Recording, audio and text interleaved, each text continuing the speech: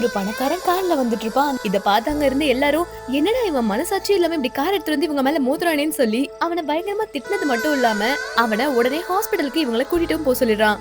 உடனே இவங்கள ஹாஸ்பிடல் கூட்டிட்டு போய் அங்க ஃபுல் செக்அப்லாம் பண்ண பிறகு இவங்களுக்கு ஒண்ணும் இல்லைன்னு தெரிஞ்ச பிறகு இவனும் ஹாஸ்பிடல் விட்டு கிளம்புறான்.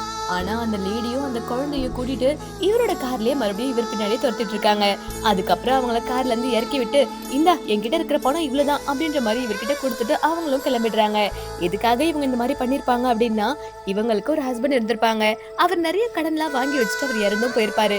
அதனால எப்ப பார்த்தாலும் இவங்களோட வீட்டை சுத்தி கடன்காரங்களே இருப்பாங்க.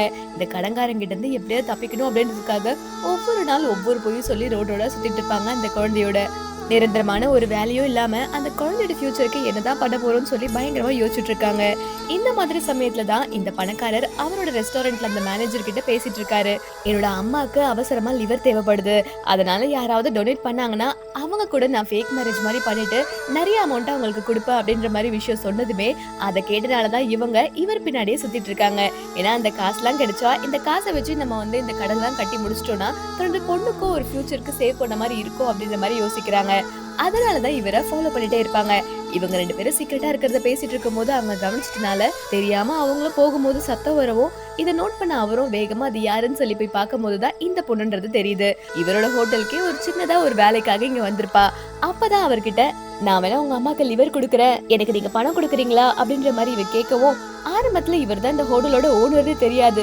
ஆனா இப்ப ஓனர்னு தெரிஞ்ச பிறகு இவங்க நமக்கு கண்டிப்பா கிடைக்காதுன்னு நினைச்சு இவங்களும் போயிடுறாங்க. அடுத்த நாள் இவரும் வந்து ஃபேக் மேரேஜ் பண்றதுக்காக நிறைய பொண்ணுங்களை தேடுறாரு. ஆனாலும் இவரோட கண்ணு முன்னாடி அந்த லேடி தான் வந்து போறா. சரி உடனே அவளுக்கு ஒரு வாய்ப்பு கொடுக்கலான்னு சொல்லி நேரா அவரோட வீட்டுக்கு போய் பார்க்கலான்ட்டு போனா அங்க அந்த ஹவுஸ் ஓனரோ என்னையா அந்த அம்மா எங்க வீட்டுல இல்ல, நீ என்ன கடன் கொடுத்தவனா போ போ அப்படின்ற மாதிரி சொல்லி தடுத்துடுறாங்க. அப்பதான் அவளோட கண்டிஷனையும் புரிஞ்சுக்கிட்டு அவளை போய் மீட் பண்ணி இந்த கல்யாணத்துக்கு அவளே பிக்ஸ் பண்ணலாம் அப்படின்ற மாதிரி டீல் எல்லாம் பேசி முடிக்கிறாரு. அது மட்டும் இல்லாம இன்னொரு மோசமான விஷயம் என்னன்னா இவளுக்கு பிரெயின் டியூமர் வேற இருந்திருக்கும். அதனால இன்னும் கொஞ்ச நாள் இவ சீக்கிரமா சாக போறா அப்படின்றனால தன்னோட குழந்தைக்கு எவ்வளவு சீக்கிரம் சேர்த்து வைக்க முடியுமோ அவ்வளவு சீக்கிரம் சேர்த்து வைக்கிறதுக்காக இவளும் ஒரு பக்கம் போராடிட்டு இருக்கா. காலம் முழுக்க வேதனையிலே வாழ்ந்துட்டு திடீர்னு கொஞ்ச நாளாச்சும் சந்தோஷமா வாழலான்னு பார்த்தா ஆனா அந்த நேரம் நம்ம உடம்புல ஏதாவது ஒரு பிரச்சனை வந்து நமக்கு பிடிச்சவங்க கூட நம்ம வாழக்கூடாது அப்படின்ற மாதிரி முடிவெடுத்தது இல்ல இந்த விதி. உங்களுக்கு இந்த வீடியோ பிடிச்சிருந்தா மறக்காம லைக் அண்ட் சப்ஸ்கிரைப் பண்ணிக்கோங்க.